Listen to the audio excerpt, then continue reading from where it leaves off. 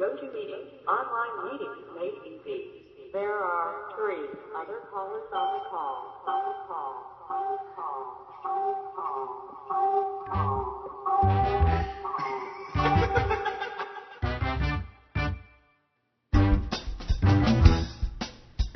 Welcome to RockTalkers with your hosts Tom Noble, Eric Snyder, and Chris Lowe. It's an eminence front. It's a put on brought to you by Penguin.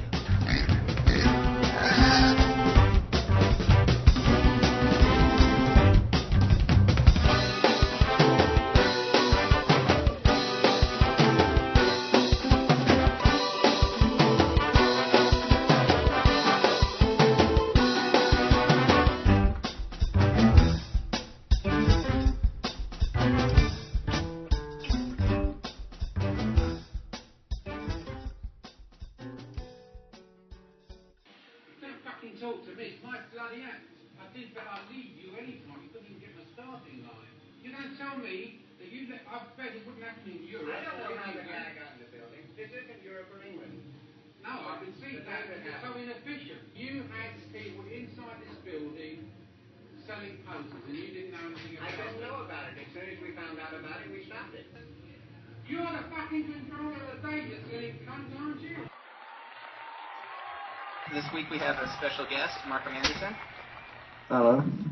And Chris is going to be kind of... sidelines? Sidelines throughout the show, so we won't have him really involved this week. He's doing the UFC thing, so... Oh, I'm sure he'll interrupt periodically. Right when you're making a good point.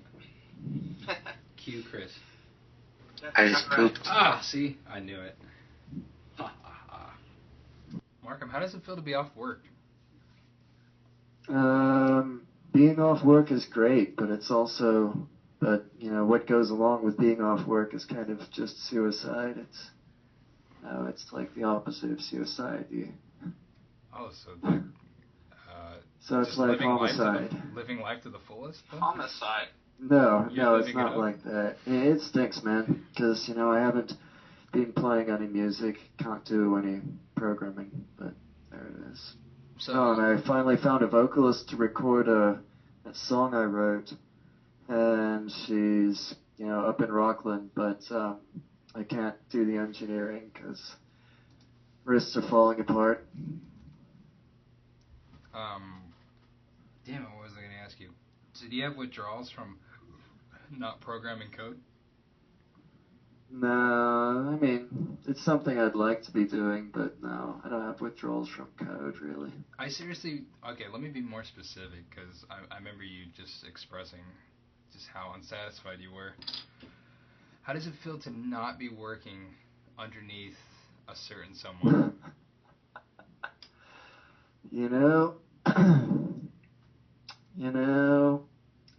After I'd been on disability for a month, I said, well, I feel so much better. Maybe this is an indication of how much I really hate my job. And I don't know what it really is about my job, but I am prepared to say that I hate marketing. Oh, yes. Yeah, dude, marketing goes against, everything that I think you stand for. Yeah, or maybe it stands for everything that I don't stand for. Boom! Get it or so that! Alright, so what have you guys been listening to? Carrick? All week, exclusively, yeah. And I haven't been listening to, just nonstop music or anything, but when I have been listening to music, it's been exclusively Jimi Hendrix and the Jimi Hendrix Experience or the Band of Gypsies, just all week. Ooh. Nice. Any particular song that you've been drawn to? My favorite song ever in the history of the world, because it made me want to play guitar more than any other song, is Castles Made of Sand. You guys ever heard that song? Have you been? Yeah. No, I don't know that tune. Oh, really, dude? That is definitely, it's a good song. It is a good song, but it'd be an interesting listening to, just because, that is single-handedly the song that made me want to play guitar. Before that, I was just kind of mildly interested in music. What about this song made you want to play so much?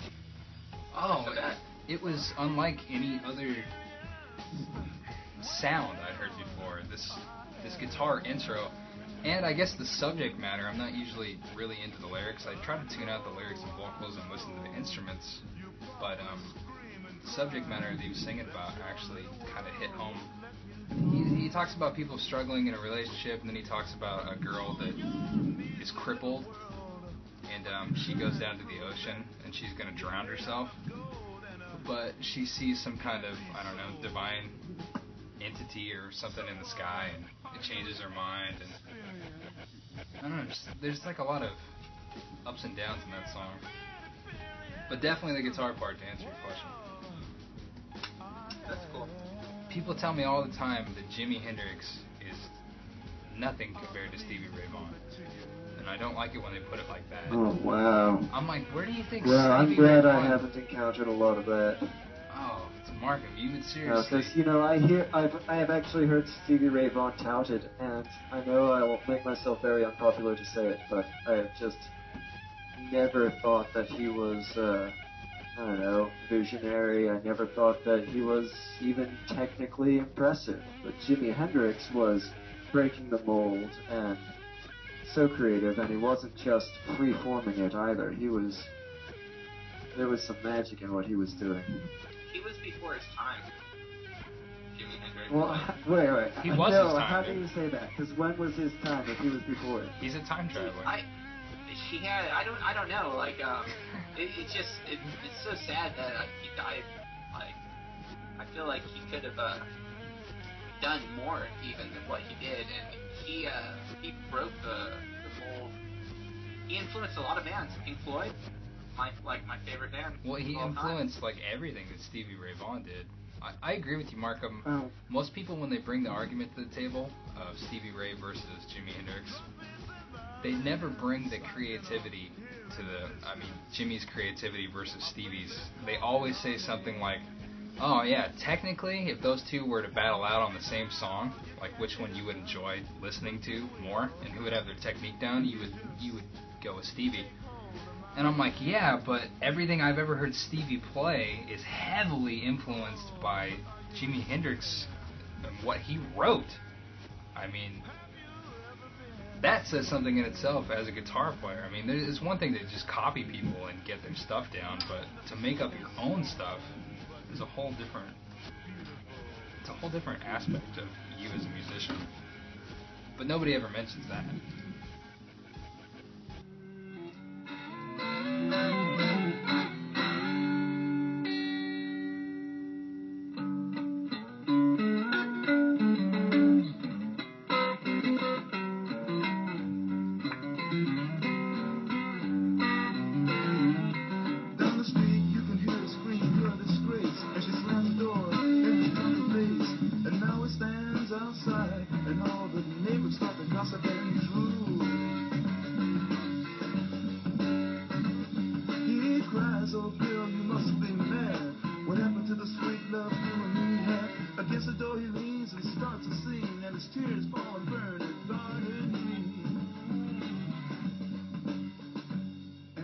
Castles made of sand fall in the sea eventually.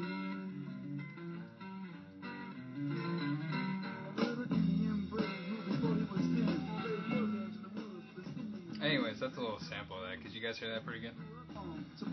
Really too hard. Like tries to rip them off. But you're happy about that? Yeah, I'm happy because it's.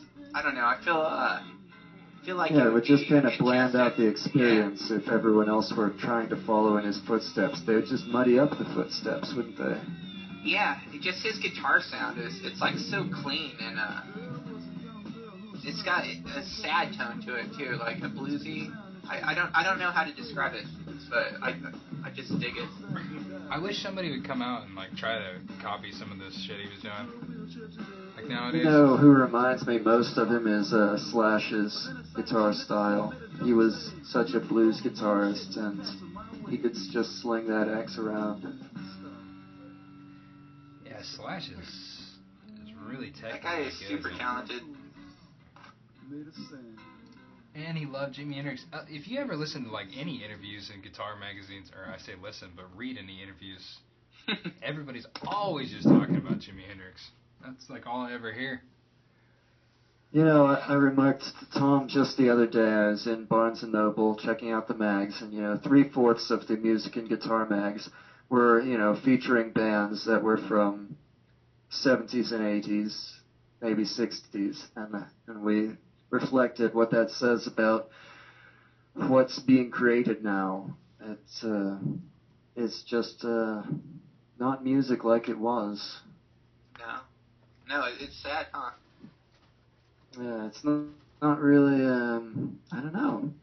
They just shows really what our popular culture is. We just got so many mindless zombies. Well, another thing, too, you guys hit it right on the head. Another thing, too, that I think really, really affects the sounds and the band's music that they're putting out is that nobody's allowed to smoke cigarettes in the recording studio anymore. You never see a guy, a mixer with a big ashtray, just, the thing's just burning out, and like 3/4 of the cigarette is ash, and there's just smoke-filled room. Right, what are you saying, though? You know how bad smoke is for the old-timey recording equipment, right? And, it should be less of an issue now, but back when they actually did it, they shouldn't have been doing it for the sake of the recordings. Well, that just shows you a lot about their character, They were so cocky, and they had so much faith in what they were going to put down. The faulty equipment just never crossed their mind as dirtying the music at all. They're like, even if this equipment starts going bad, we got something solid. It's not going to matter. People nowadays you guys have seen that Beatles film, Help, right? Yeah, of course. All right, makes me think of that scene when they're doing the recording and Paul McCartney's got his cigarette lit, like so many people have done in the decades after him, stuck in the headstock of his guitar between his strings, and the smoke's just going off between the light, and it's just, evocative. That's what it is. Yeah, that's totally classic. I was listening to a YouTube video where Eric Clapton was explaining how a wah pedal works to some journalist guy, and he's messing with it, right? And the guy's sitting there listening. He's like, I just don't get how you're getting that sound. And Eric is taking long drags off his cigarette, and he gets irritated finally. He's like, all right, chap, let me explain it to you again. And he puts it up in his headstock and just goes to town and just gives this guy a thorough lesson on wah pedals. But he put it That's awesome. Right as he had seen, like you're saying, Paul McCartney had done before him. I'm surprised he wasn't smoking a joint, to be honest with you. Oh, my. Yeah. This week, I have been listening to Regina Spektor, and she is a very talented singer-songwriter. She has a song called Blue Lips, and it's a wonderful song. She has a song Laughing With, and it's kind of a spiritual or a religious song, and it's kind of cool. I like it, and I'm not even a religious guy. What do you mean you're not a religious guy? What have you been listening to, Markham? You just completely ignored me. Can I ask you some questions about her? When you say it's religious, I mean, that evokes a whole great panoply of ideas. That's not even the word I meant to say, but I just mean it's a diversity of ideas. What sort of religious ideas or religion philosophies does she evoke or subscribe to? It's kind of in the song she says no one's laughing with God, like when there's all these tragedies happening, like how people kind of like I don't know. Let's say she says a couple examples. I can't think of any off the top of my head, but then she says, but God can be funny, and she lists a bunch of cool stuff that God could do, and saying that He does have a sense of humor. Give us an example. What's one funny thing that God can do? Shut up, Wesley. It's a really nice. She's really talented. Just really like her. Where's she from? Mm-hmm. She is from New York, but her parents are from Russia, and I think she was born in Russia. And they just when she was a child, they brought her over to New York. She kind of sounds like she talks out of the side of her mouth or something, kind of like Drew Barrymore. half of her face. Well, you like kind Drew of Barrymore, so that's. I'll take that as a compliment. Definitely think she's cute, but I don't think she'd make a good singer. But that chick was a pretty good singer, I guess. Yeah, I'm a big fan. I can appreciate the message, but do you guys do a lot of laughing at God? No, in fact, when Tom brought up the title there, if you'll pardon me just digressing just a little bit, my first thought was, in the Bible, we see several, expressions of joy, but laughter is one that the good people don't do. Laughter is something associated with the devil, but good people sing and dance when they're happy.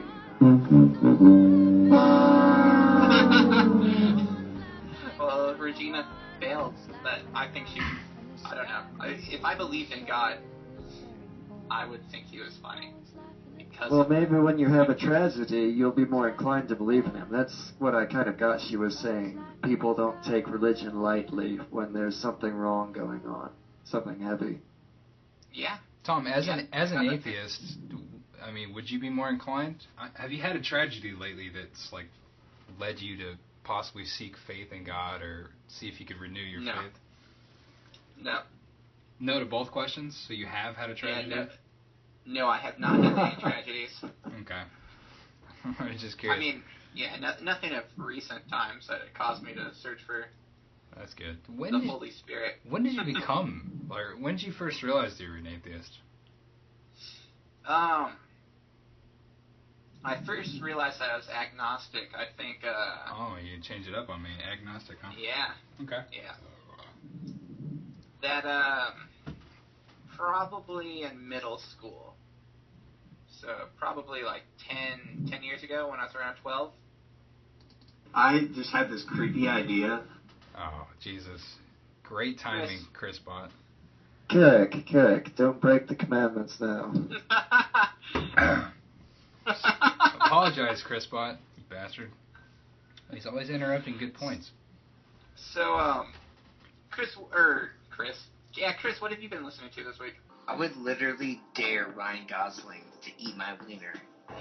What have you been listening to, Markham? You just completely ignored me. I've been listening to Queen, and I'm thinking, and that's such a wide spectrum of sounds that I'd better narrow it down. I've been listening to Queen's first and second albums, back when they were more of a kind of a prog rock meets opera sort of thing. Nice. Any songs in particular that have been grabbing at you? Yes, indeed. The My Fairy King off their first album has a lovely little, I don't know what it is, a bridge, interruption, interlude, about 2/3 of the way through, where Freddie Mercury is really singing on target. And usually on people's freshman albums, the one thing that doesn't work is the vocalist. I mean, just time and again, if someone releases 3 or more albums, their first albums they couldn't sing. But he's just so sweet and true. Really good stuff. Hell yeah. That's awesome. Mint Julep. Do you know anything about this band, Tom? I don't. They're a newer band. Take a gander. Dude, talk. Mint Julep. Save your seasons. Do you have a clip to play? Yeah, we're gonna review the whole album with you live. Alright. So, best known for his neo-classical soundtracks to various TV adverts. So, Mint Julep, this guy who writes most of the music, and then he's got a female vocalist. Now, this is... What do you call it? This is one of... I'm not sure if this is their first album or their second, full album. I think they wrote an EP back in 2009, and this is their first album. Okay. But, all I can think about is, the drink. Not the alcoholic drink, but just the drink you can get from Disneyland when you're in the Bayou area. Yeah. Oh, man, such childhood memories. Yeah, I like that name. It's, they're really, kind of like a dream pop. They can, bust out like some really cool soundscapes, and she has a really nice voice. So. Where are you looking at right now? Oh, I'm looking at You're making all of this up. Yeah, dude, I'm making it all up off the top of my head. How dare you come on here and lie to both me and Markham? Why? No, I'm not. Click on my so you can see what I'm looking at. You have 10 seconds to conjure up a website that you're actually pulling this from. I'm looking at iTunes. I said a website, dude, not a program. Can you guys see? Not yet. I'm waiting to view Noble Tom's screen. There we go. Alright, are we ready with that clip? Yeah, how we're gonna do it is, right now I'm loading up, or I'm trying to get the album, for us right now. I just saw you pulling up a video on YouTube as well. Yeah. He was gonna show us one of his tarantulas. Listen to the album live. I think, Carrick will actually play it through his speakers, because, it just becomes better through the GoToMeeting that way. And then, where's it located that I can grab it real quick? Are you emailing it to me? Am I buying it on iTunes? What's going on? You could do that. I was gonna just have you play it via YouTube. Oh, well that's way better. It's on YouTube. I hate paying for things that I'm gonna enjoy. What? They put the whole album on YouTube though? Yeah, that's a lot of bands are doing that now. So I was saying, it seems to me that the world is just full of retards, and so I don't know why they wouldn't just get one of those Firefox plugins, download helper, and pull whatever video they want off YouTube. Then they could use FFmpeg to strip the audio from it, and they can put it right on their iPods, That's probably what a lot of people do. Well, I say a lot of people. I'm not advocating it. I'm just saying it's so easy, and it seems that the kind of people I imagine are out there are the kind of people who'd be good. Well, I guess if you're giving away your music free, like, hey, listen to this. I mean, I don't essentially see any problem with that. Stripping the audio. I mean, if you say, hey, this CD's $6, you need to pay for it, here's iTunes, and then somebody rips it off and then throws it up on YouTube, and then you do that, that's a little bit different. But yeah, it's not the same thing. And I confess that, when I have pirated films and enjoyed them, I've gone out and purchased them afterward just to support them. I just want to say that TakeBlunt.com is definitely not affiliated with anything Markham just said. Oh, those are all, youthful indiscretions. We're still getting I don't do those piracy things. Take that, government. What's to be done? Fat cats in Washington. Carrick, you got PayPal? Explain what you just asked me. Do you have PayPal? You just repeated what you just asked me. Yes. I think he wants to know whether you have an account at PayPal. Thank God you're here, Markham. I think that I do. It was really clear to me, Tom. Don't worry. Okay, good. Do you have an account with PayPal? I do. What is this? Hey, what is prompting this inquiry? Let's just buy this album real quick, and I'll send you $4 via PayPal. You said it was on iTunes. What's up? Oh, you guys. I can't find the first song on YouTube for some stupid reason. In fact, maybe this band doesn't exist, and Tom just created this Wikipedia article. That's to what make I us said. think it did. That's what I said. I know it. See, I have a second advocate with me. This is my solo project, guys. You've caught me. Well, I support you, Carrick. I think you're a very on-the-ball character. I try to. Shenanigans! Oh, see, there we go, Chris Bot. That was actually the real in the flesh, Chris. That son of a gun. You guys have caught me. You have caught me in my dastardly deeds of my solo project. Is that why you're still in town? Because you're bringing in money from this Mint Julep project? Yes, dude. That's supporting all my spiders and ball pythons. What's it called when you he's laundering money from the Mint Julep project, dude? Oh, yeah. Got to escape his taxmen and creditors. Oh, did you get I hear my delay again. Did you get your W-2s? I think Tom is a G-man. That's what it is. No comment. You know, no comment is actually more incriminating than a comment. Really? No comment. No, it's not. Like, if you plead the fifth, no one can use that against you. No comment. Or which one of... That was actually not my opinion. That was a line from a song remains the same. Oh, Tom? Was it? Tom, which one am I going for here? Save Your Season? Yes. Oh, these are all singles. I don't even know why I asked that. It's because I'm partially brain dead. Here, I'll put the Control-C podcast. Wow, this is... Here is the link right here. Alright, while you two blokes are doing that, I'll maybe put out an endorsement. This is a product from Belvoir Fruit Farms. Yes. If you go to belvoirfruitfarms.co.uk, you can view their site. I've got to endorse their elderflower soda pop. It's delicious, and it's flavored with elderflower. What's elderflower?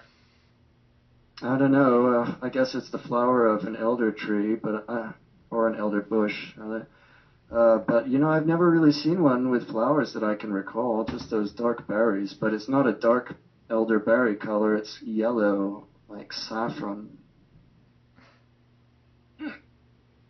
What's it taste like? Like Jupiter berries? What's it comparable to? You mean juniper? Yes. No, juniper berries are not yellow, they are blue. And they're delicious. And don't act like you didn't know I that, love to drink. Tom, you gin fiend. Oh, Tom. Hey, Devin. Are you a fan of juniper berries, Markham? I've never had them in any form. Oh, dude, we need to change this. I'll bring some gin over. They taste very Christmassy. You know like me, Tom. Smells. I'm a teetotaler. We'll get some non-alcoholic stuff, buddy. Mm-hmm. Markham, what is this? You know, when I was like? up at the, the most recent Renaissance fair in the area, I guess it was the Auburn Fair, girl at a place, a little stand called Amber Wolf, was burning her incense away.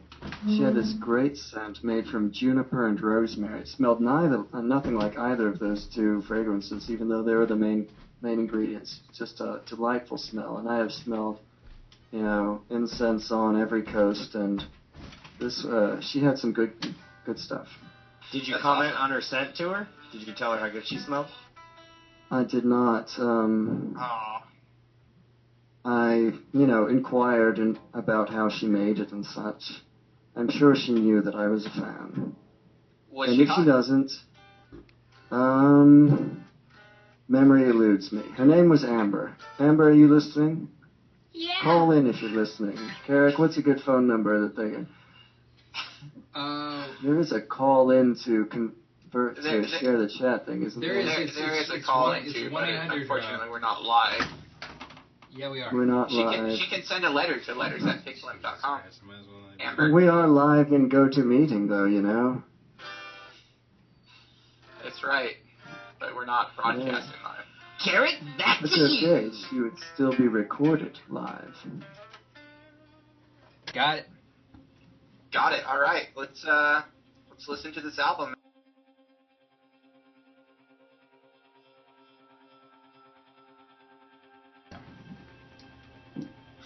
Obviously, melodic intro, so I don't have a lot to say about that. It was interesting. That was cool. It got me excited and ready to listen to more. Let's use that as It was cool, but I don't know if melodic's quite appropriate, because it was kind of the opposite of melodic. It was more brooding, a moving wall of sound, but not a journey really. It was a quiet. Sometimes it would peak up a little bit, but it was a little quiet. So if we could just get it a little louder, it'd be good, I think. Let me do a test run with If this. you mean treble, mid, and bass balancing, I thought that felt pretty good, but it was awfully quiet. Yeah. All right. From now on, when I say balance, I mean treble, bass, and mids, but I also mean volume. so throw that in the mix. Part of the balance too.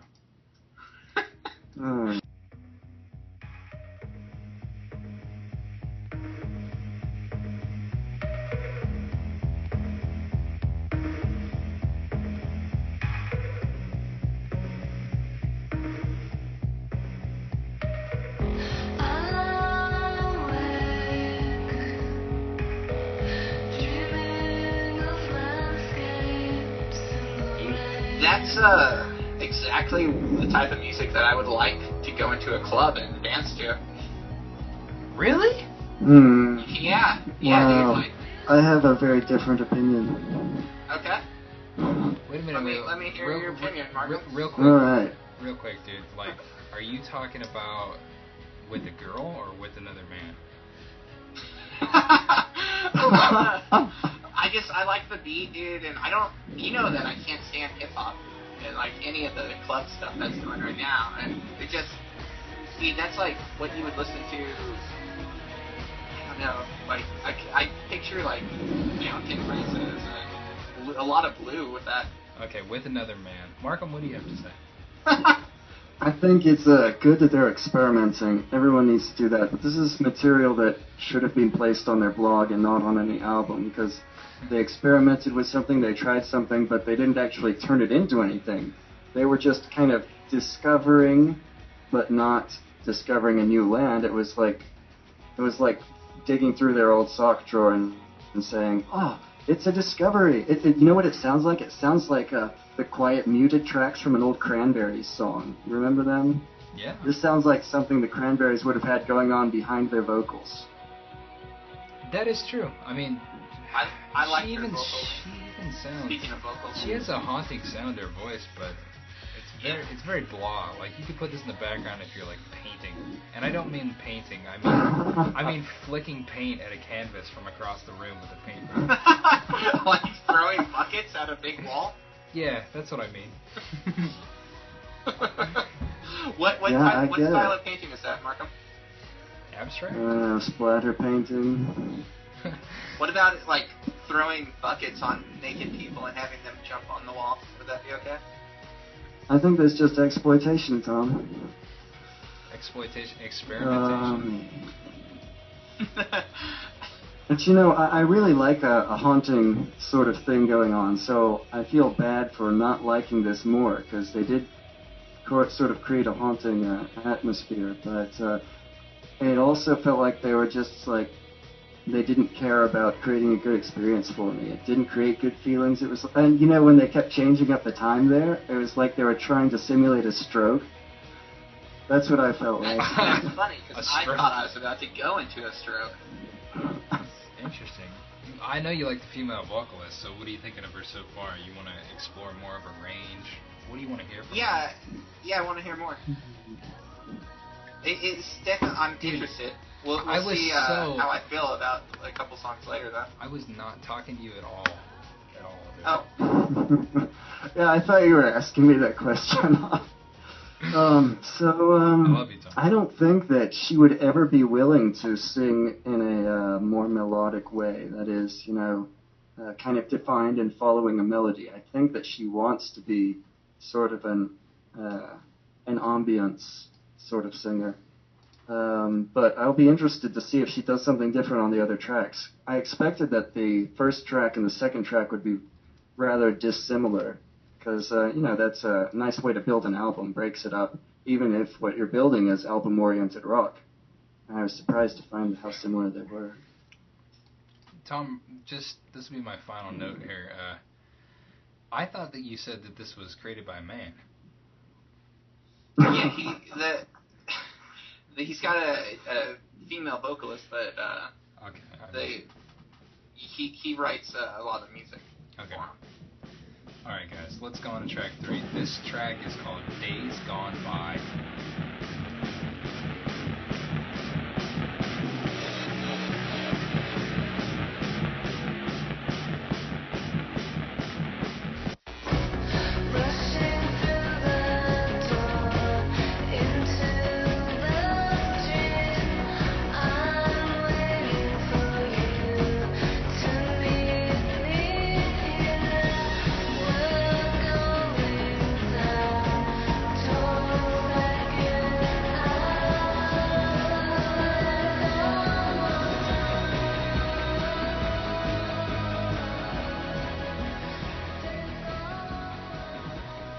Killers-esque? Yeah. I like the drums. Gonna say, but it like a less talented Killers. I wouldn't say less talented, just less vocally dynamic. Her range is just kind of right in the same place, and it sounds like she's definitely not belting anything out.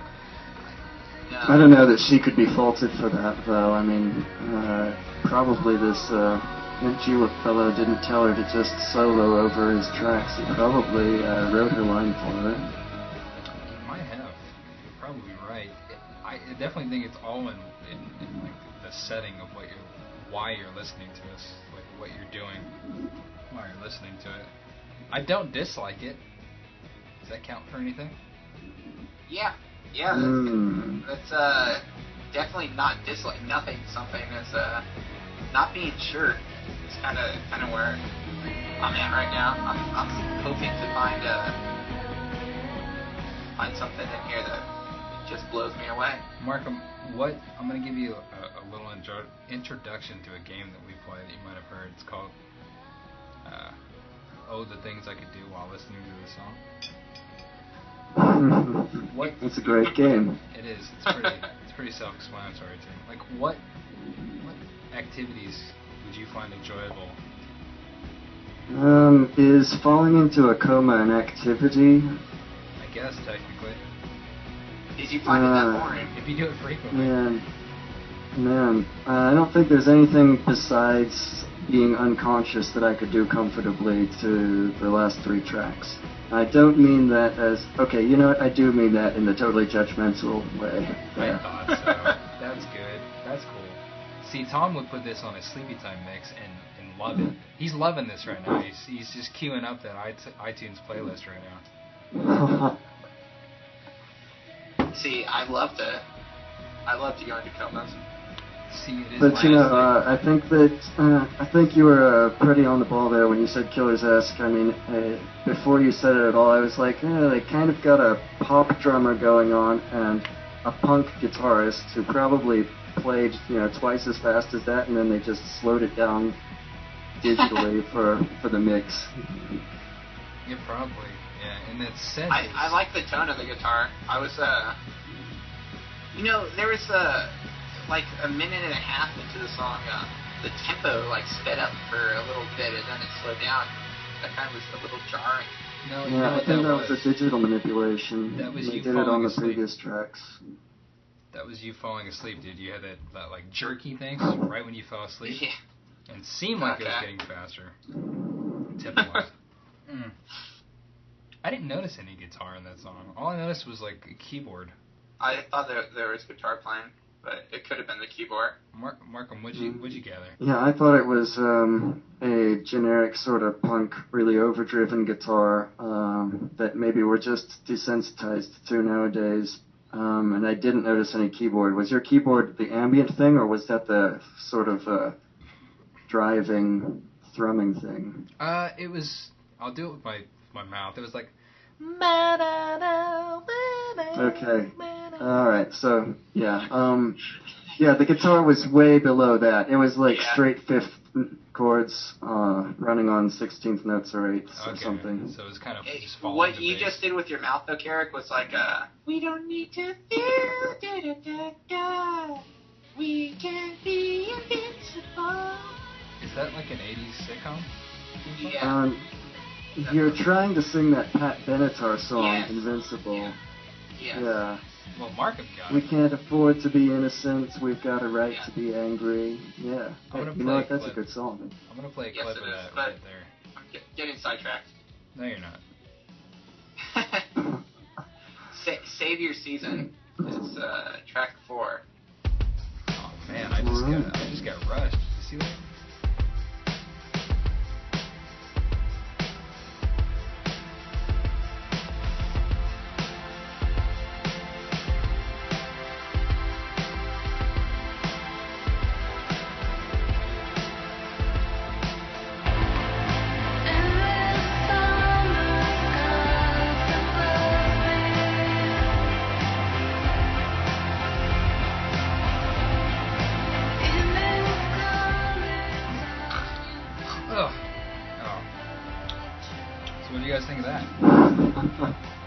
I liked it. Did I wake you up, dude? I'm sorry. Go back to sleep, Tom. Go back to sleep, dude. Short answer, I thought it was more of the same. Like, they could just buy one track on the disc so far and repeat it. Yeah, it'd probably be that That track. was the track, though, to buy Yeah, so far. I agree. I really liked when they doubled her. A couple parts in that song. That was really nice. And there was a couple like keyboard breakdowns that were cool. There was a backup vocal track too. I don't know if it's her. I imagine it was her doing an accompaniment track with their vocals, but it was noticeable. At the very beginning, it sounded like, I'm sorry, but I'm just thinking of the right words to say. Oh, Promise You. It sounded like that song. That's the name of that song, Promise You. It's by like, who cares? I think that someone with Down syndrome can play the keyboard in any one of these songs. Honestly, just put something sticky on the keyboard and just go, hey, slap right here, and that Down syndrome person will just slap those chords right there. The whole freaking song. Yeah, you're right, but I don't think that that's a knock against this album or any other, really.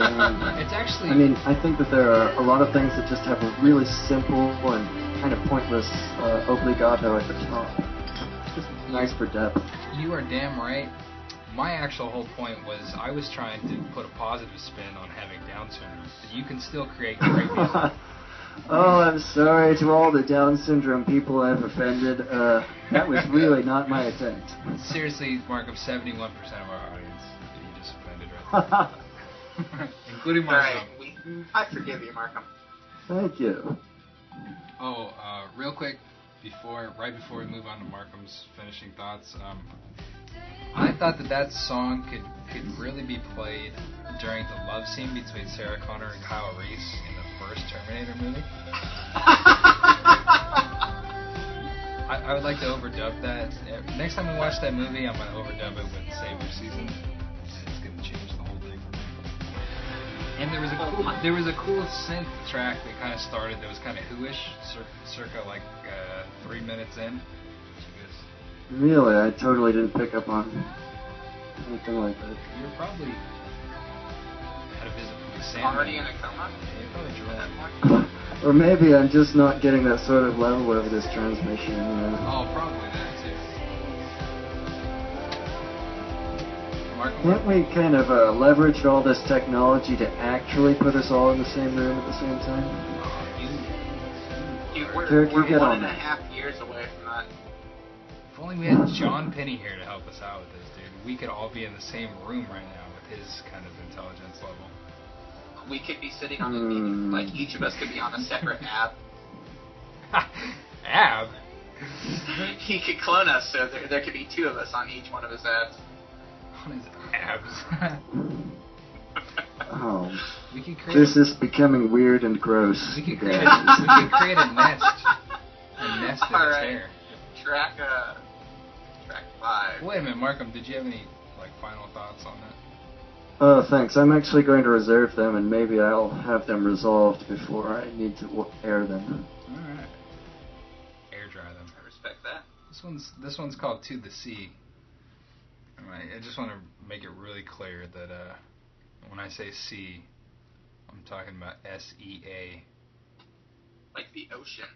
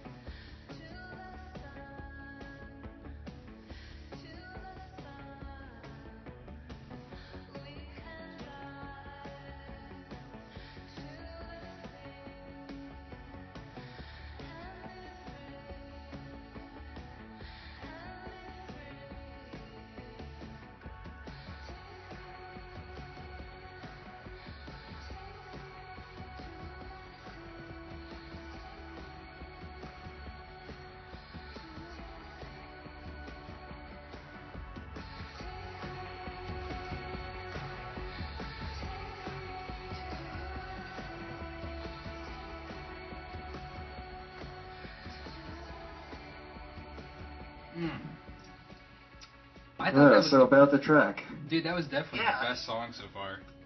I agree. I agree 100%. I mean, which isn't actually saying a lot, but I mean, it was the best song so far. That beat was like the exact tempo and almost the same beat as one of the songs from The Killers. Which isn't really saying a lot, but I'm trying to remember the song. Well, The Killers. I forgot. I enjoyed it. That song is like that. That is what I want to dance to at clubs. He's a really good drummer, actually, from The Killers. I actually wrote down in my notes, like, question mark, real drummer or Casio? What are you guys thinking here? Dude, neither. Because how would the drummer not fall asleep doing this, right? Oh, jeez, Lord. I mean, it's actually a garage band drum kit that they're using. Could be. So that's kind of like best of both worlds, because it is a real drummer that recorded it, probably, but... Yeah, just not those notes in that sequence. It was a real drummer just hitting a drum, waiting for someone to hit record, and then hitting another drum, yeah. Exactly. No, that's not like a real drummer at all.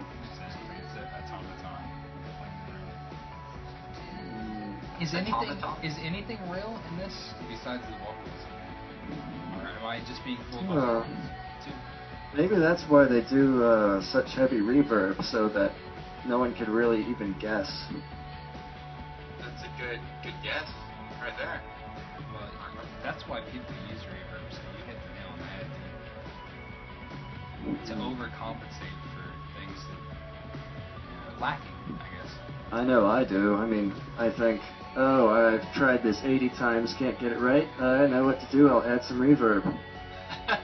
It always works. I use it with every one of Chris's RockTalker intros. I'm like, oh, that sounds horrible, and I just crank the reverb up, and it sounds better. Did I ever tell you that's how I got through high school? I couldn't write a 500-word essay, so I just wrote 100 words and added reverb.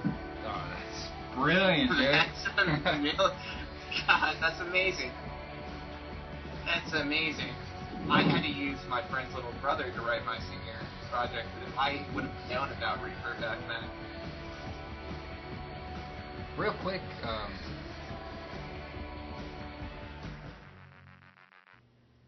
okay. You want to go on track 6? Let's finish this album. Okay, I'm sorry. Let's do it. I'm actually going to hop in. You know, we're going to have 4 people. Let's do it. Cherry Radio. All right.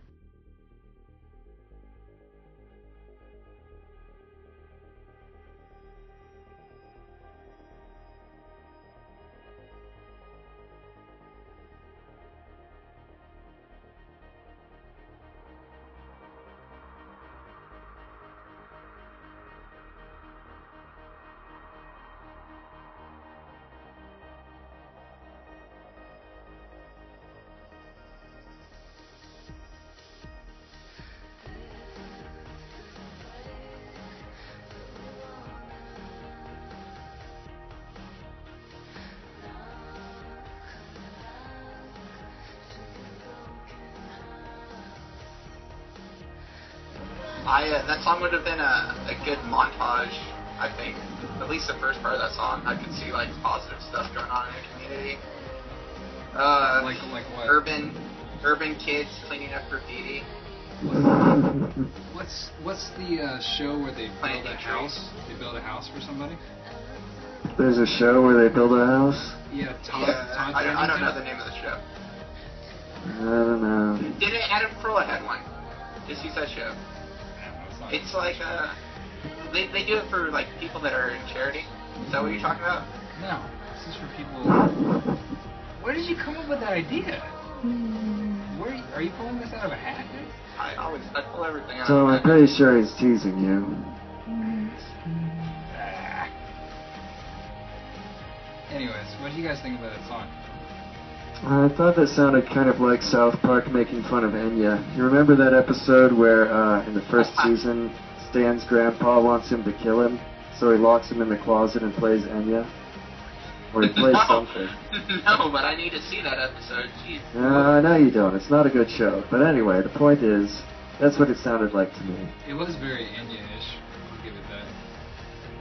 Enya, who was the other girl that was around for a while? Enigma. Enigma, that's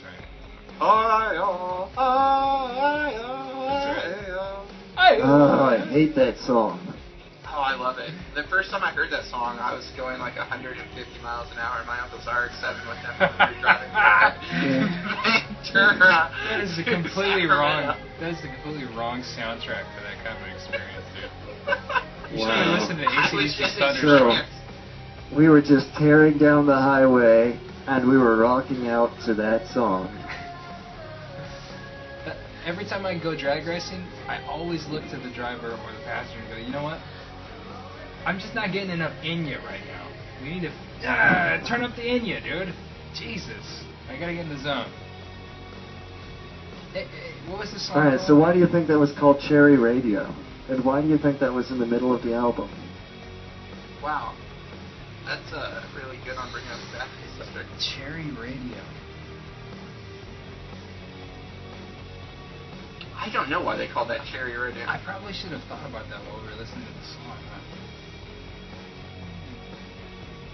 I can't understand any of the lyrics. I can't. Yeah, it's and it's not. That's not the audio signal because I can't understand either. It's probably I know like you're an English major. You could probably Google the lyrics. The lyrics are more of like another layer of the soundscaping that they're doing. I think the lyrics aren't important. Maybe the lyrics. Maybe there are no lyrics, and they're just saying like nonsense over and over again. Huh?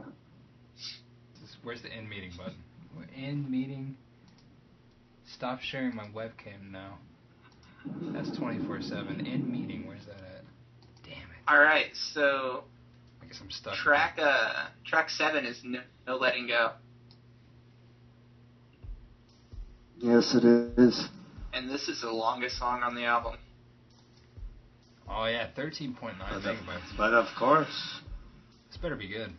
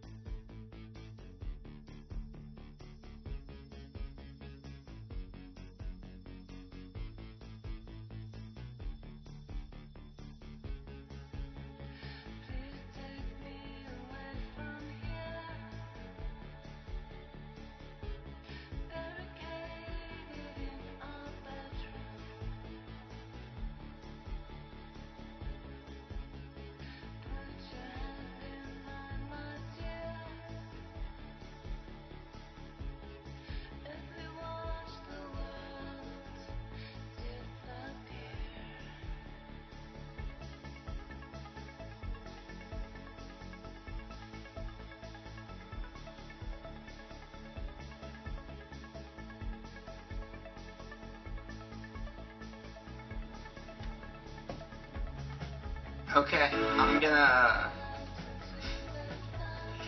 That was my favorite track so far. Really? I really, tell us why.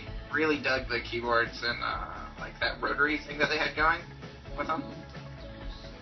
The whole time I was thinking, man, I would really like to drop to this song. And then the song, like, the tempo sped up. I'm like, this would be really speed up.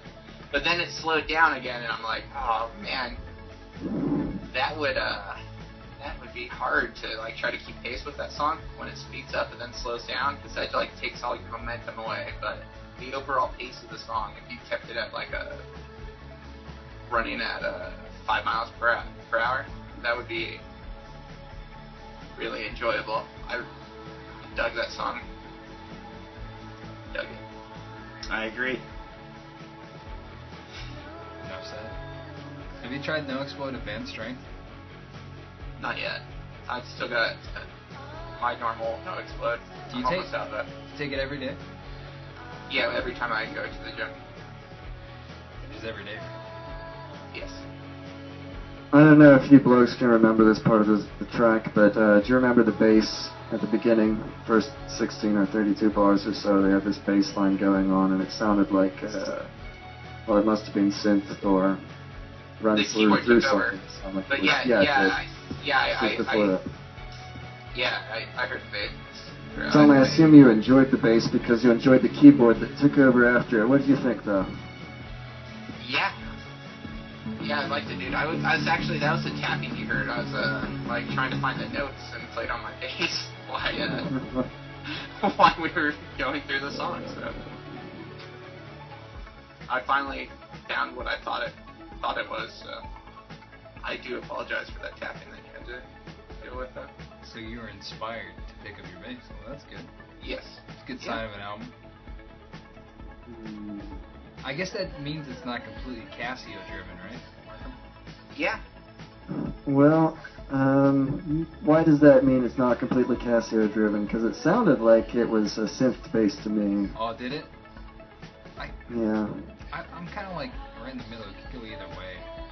Okay. I'm guessing since the same guy did everything, I lean towards he used the Casio for everything, but... Carrick, I was more inclined for a keytar.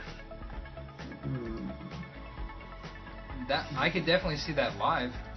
I just pooped. But, that live, too? Yeah, oh yeah, that's always live. Chris is just always backed up. He's got a webcam in his... I am beyond backed up. Markham, what do you think of the song? It wasn't my favorite one so far, and I didn't care for the mid-range keyboard or the it was high, but not the there were two keyboard sort of synth plays. Gosh, I'm so inarticulate right now. I didn't care for the bass or the keyboard or any of the track at all there. Oh, you didn't like the bass? I didn't like the line or the sound. But I thought the line was just... Go ahead. You intuitively, just because you know Tom knew that he would like it, though. No, I just wanted to know Tom's tastes a little better, and I wouldn't have guessed that he would have liked it, except that he said he liked the keyboard, which I thought was really similar to the bass part. Yeah, I think you're right. That's definitely true. I don't mind listening to it right now. I don't know if I would ever listen to it again if I had free will, and I think we do have free will in this country, so... Not for long. That being said, if I'm ever joyriding with Markham, Markham's like, hey man, I'm going to put on a little bit of Mint Julep right now, do you mind? I'd be like, I don't mind. Do you not have anything else? Is your CD collection not here with you, or what? And if he said, no, this is all I got, I'd be like, alright, it's better not listening to anything, I guess. Now, really? Well, you are the middle ground, Carrick, because Tom seems to enjoy it. I think listening to nothing would be so much better. In fact, I think having an emery board scraped over my ears would be, well, no, that's a little excessive. But still. Because that would cause pain, right? That would cause you pain. You don't want pain. Does this album cause you pain? It does cause me pain, but it's the kind of pain that I think that I'll be able to heal from more quickly than if someone rubbed my ears for an hour with an emery board. All right, and with that, let's go on to the next track. Stay.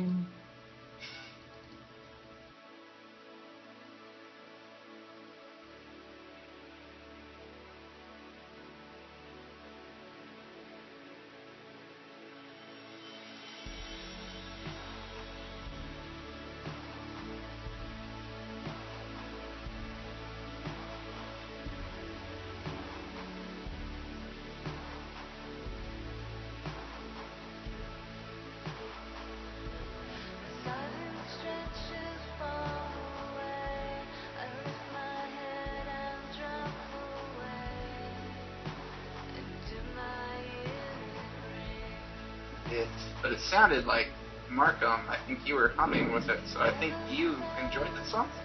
I wasn't humming with it, but I did prefer that song to most of the songs on the record so far. It was relaxing. It wasn't what I liked about it, though. I just appreciated the,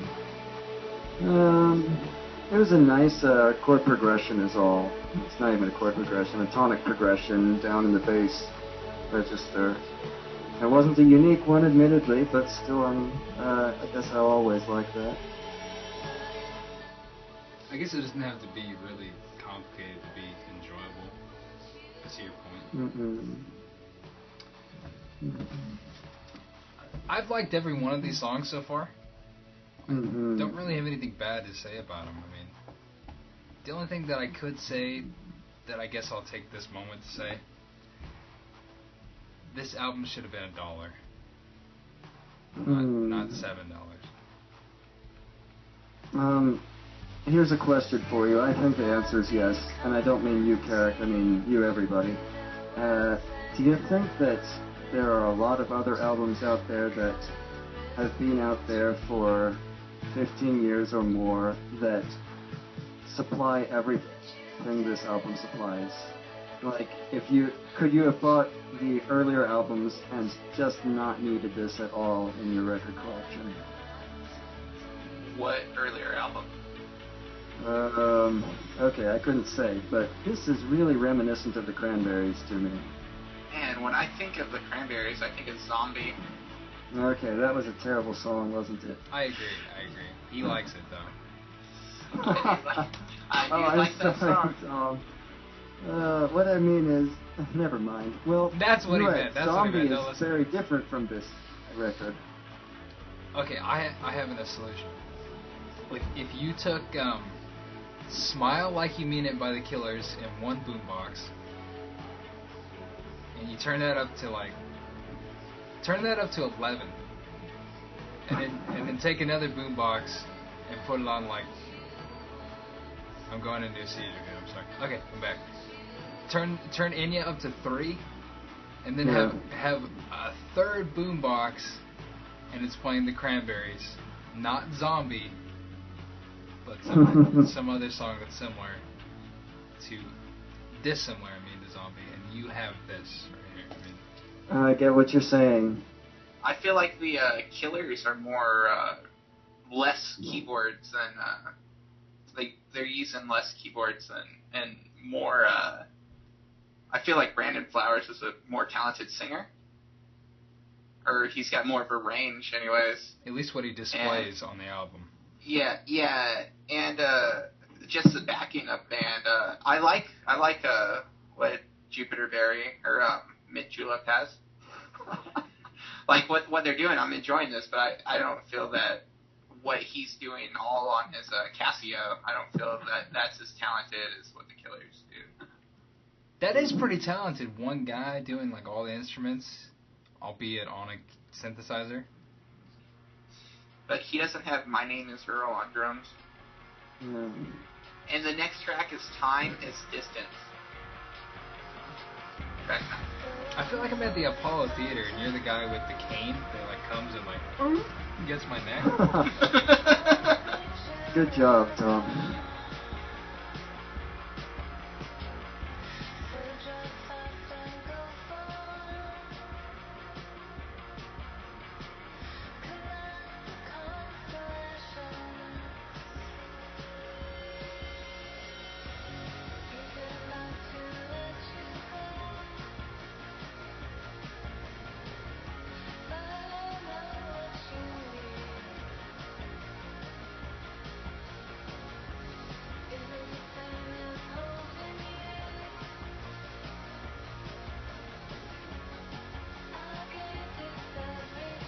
I feel like that song was a little longer than what it should have been, but it was cool.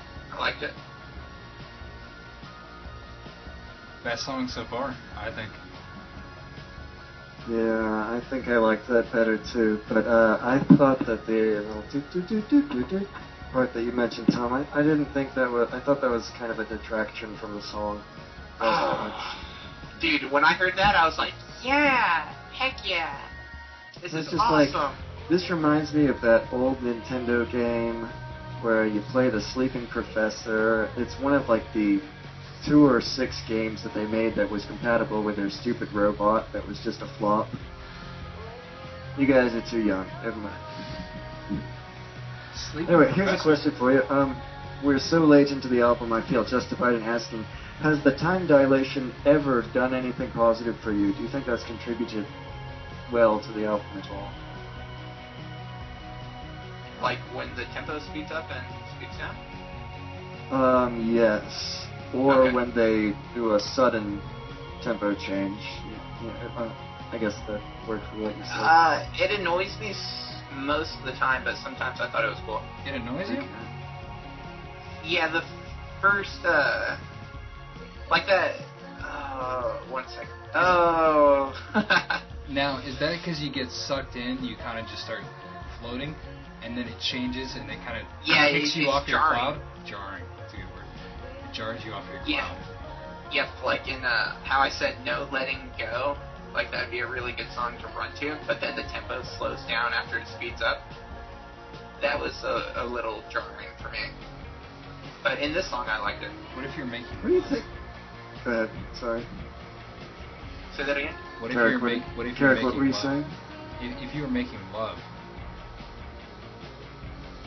I know you guys. I don't know if it would bother me.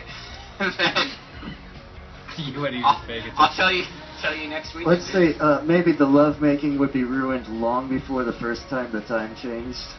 Yeah, like right when you press play. Right when you press play, it's like, what the hell is this? I thought you were gonna play Enya. This isn't Enya. This isn't even close. You know I only make love to power ballads. What the hell is this? Or she could say, just so you know, I'm a woman, not a man in drag. Yeah, I'm not a lady boy, Tom. Sultry man. Tom. Yeah. Well, because no one else, alright, is doing it with lady boys. No one else would listen to this after this event, that's all. Except for you. Yeah, Markham has a good point. Okay, here's a question for you. What do you think the guy's trying to accomplish with this track or this album? I don't know what he's trying to say. I don't know what he's trying to make people feel.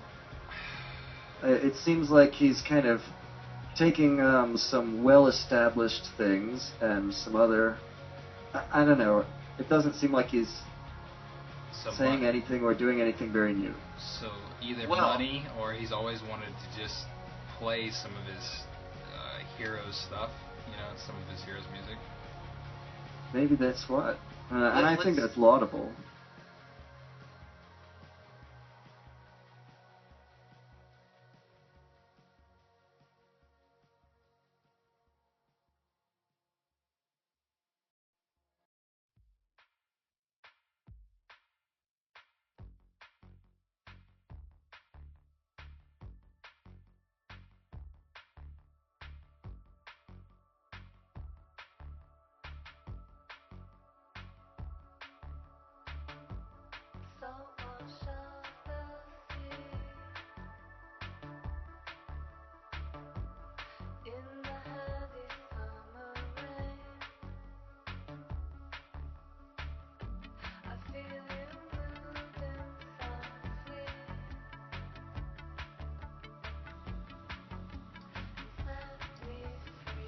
I think we can completely write this album off with this song. Yeah, that song was... It had a cool breakdown. I like that. Like, you could hear the guitar, the Casio imitating the guitar, but that was it. That song... The people over at Casio are really pissed off at me right now for bringing up I hate being the guy who always disagrees, but in a sex, I thought that you guys might think like that the vocals were a little more interesting on this track than on the previous ones. They were a little bit, but that stupid Yes, I hated that. It was so like dragging me away. I couldn't concentrate on anything else cheese, until it wasn't stopped. it? And I wanted to say how much I hated it, but I was going to rein it in because I was sure someone else was going to like it. But I you know what I did like is the little guitar chiming in thing they did with a sort of mild pulsing vibrato. Just nice accents. That was nice. I enjoyed that also. Once again, I liked the song. I just never want to listen to it again. Well, I don't know how that works either, because you would think if you like a song, you'd be like, you know what, tomorrow when I'm going to work, I'm going to listen to the song. I just don't. You're right, Kirk. I think you're crazy. I think I seriously send me the album. The only reason I like it is because I'm listening to it with you guys right now. Or maybe that's... Oh, well, I like you guys too. Maybe it's just in context. Right. Like, if I was digging a ditch to this song, I probably wouldn't enjoy it at all. Well, or like if I were having my fingernails pulled out to this song, I wouldn't enjoy that. Yeah. Wow. If I had to clean up the litter box right now to this song, I'd be really pissed off about it. I'd want to forget it. Okay, so if I may return to my question earlier, what's the artist trying to accomplish here, and is it worth accomplishing, and does he accomplish it well? Tom? That's a really intense question, to be honest. It's not just one question, that's why it's so intense. No, yeah, there's three, but I don't know what he's trying to accomplish, but I like what he's trying to accomplish. I like what they are. I don't want to say he, because the chick's vocals were instrumental in what he did. I'd like to Said he. maybe get, if they got another guy that could collaborate with them, and let her go a little more crazy on maybe her vocals, some higher notes. Greg in the Sky? Is that? No! You know, I thought that too, but I was like, I'm sure he doesn't mean that. That's that worst song on that album, and I still like it. Yeah. No! I don't think you answered any of Markham's questions, but I like where you're going with the string of thought. Yeah, I honestly, I don't know what he's trying to accomplish, but... I thought you were going to say, I don't know what Markham's asking. I honestly don't know what Markham's asking me. Like I said, I liked what he was trying to do. I would definitely listen to every song on that album again except for the last one. I don't need to hear that one again. So, do you think he accomplished what he set out to accomplish? Yeah. I guess, hopefully. If not, then he should never release the album if he didn't accomplish it. Why? He got $7 out of me. Woo! Dude, these are all in the box, man. We could have just YouTubed to this, but, you know. Well, that's more than we'll make criticizing his album, huh? That's true. Amen. That's right. Amen, bro. Yeah. What's he trying to accomplish? Is it worth doing? And does he pull it off? Yes to every one of those. He's trying to accomplish yes. And you know what? I kind of think that is the right way to say it. It's, I envision a candy maker who says, good candy is sweet, so I'm going to make this pumped full of saccharin, and I know that people like other flavors like blue cheese, so there, that's my candy. Bam, I've done it. Wow. Or like a Jelly Belly? Blue cheese? Ooh, God, that'd be so god darn delicious, dude. I would eat that. And there will be some people like Tom who will taste it and say, yes, this is what I want. And then there will be... And when they discontinue Tom, it's a metaphor. When they discontinue it, he'll seriously be like picketing outside. It's like, bring back the blue cheese Jelly Belly. I need it. I need it. Yeah, he said, what else do people like? Cocaine. That's going in the candy. Hell yeah. I don't want it to give me a high, but I want it to taste just like cocaine tastes. I want to make my gums numb. I even want it to have that baby laxative cut with flavor. I want that in there too. Mm-hmm. It's just really genuine. I don't want to get high, but I'd like to have my gums get a little numb. Mm-hmm. I definitely don't think this album was just a huge epic project that he set out to do. He just, and again, I apologize to the Casio people because he's probably using like a Korg. Sorry, Korg people. He's probably using a Korg, but he didn't say like, "Hey, I'm gonna dominate the world." This is like the album Dream Theater never made. He didn't say anything like that. I think you had something. Sorry, I think Carrick had something earlier when he said that maybe he's just trying to play what the people he liked played.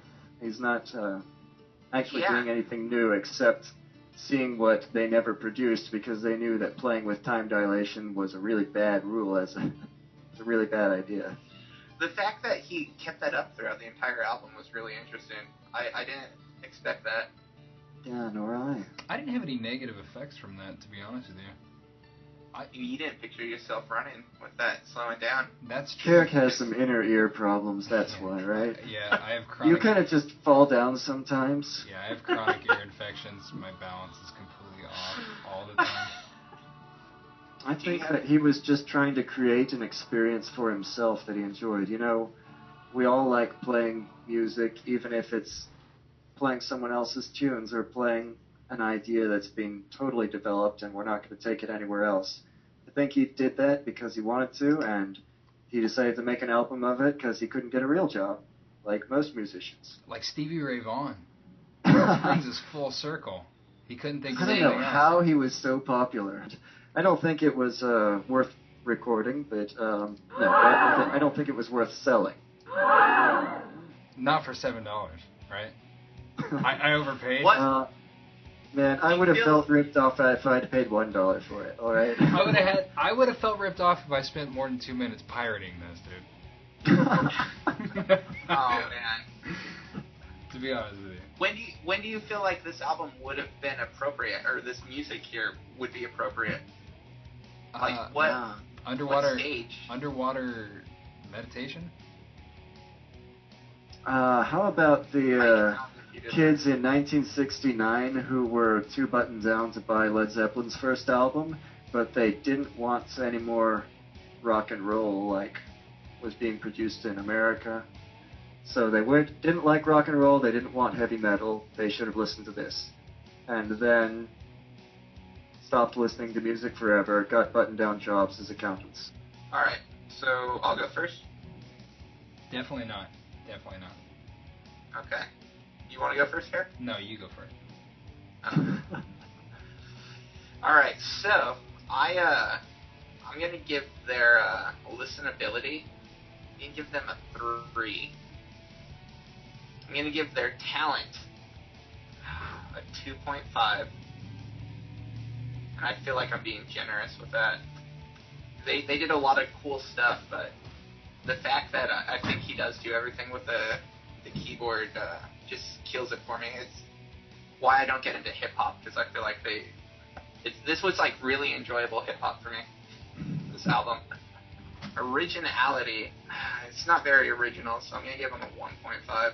My overall is a 2.5 for them. Go ahead, Markham. Alright, listenability, I would give it a D+. So 2.5. For talents, I would give them a flat D, which is, no, I would give them a D+. Yeah. Okay. And for originality, D+. Overall, D+. So you give them a 2. It's not just a passing grade, it's the highest, worst passing grade you can have. Alright. Carrot? Yes. I guess I gotta give that at least a 2, right? Sadly. You tell me, dude. You're the... Alright.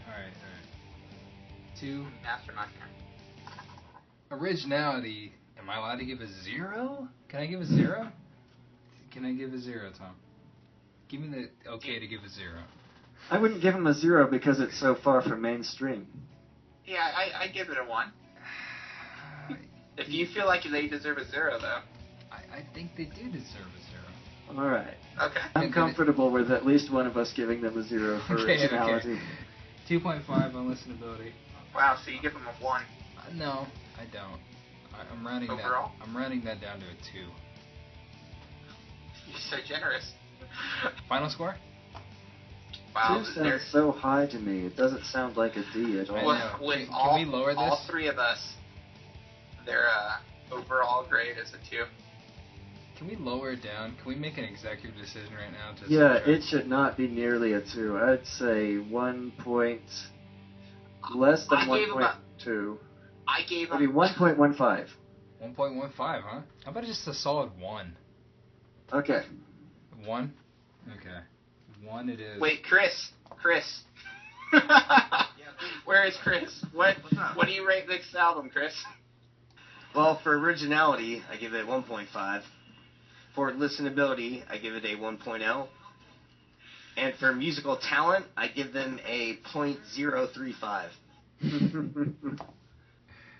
1, everybody. You heard it. RockTalkers. Okay, I am live right now going to leave a review for this album with something that I'm going to quote you.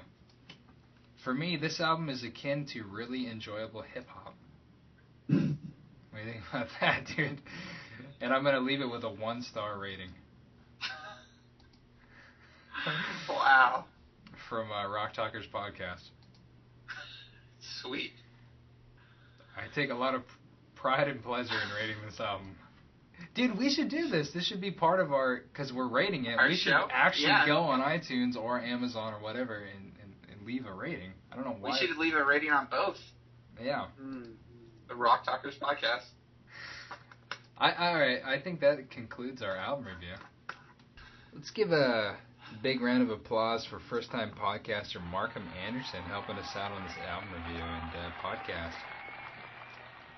Thanks, Markham. We really appreciated having you on here. And it was nice to have some intelligence to banter off. I know you're way more smarter than I am, so I always appreciate that. And everybody, you can find Markham at markhamanderson.com. Check out his blog. He's a funny, cynical guy. This has been RockTalkers. Thank you for squeezing our lemons till the juice run down our legs. Tune in next week for more rockin' and talkin'.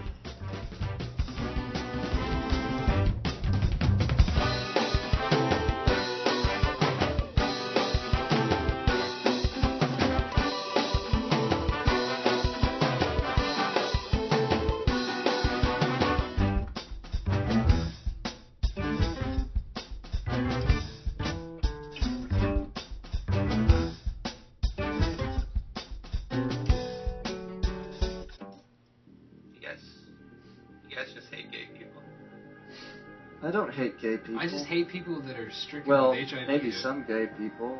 None of them come to mind, but... If they're sexually, coming on to you, that just makes it weird, so fuck them, right? Fuck them. No. Literally. Maybe they just don't know you're straight. That sounded really gay. You would. I just don't hate that much.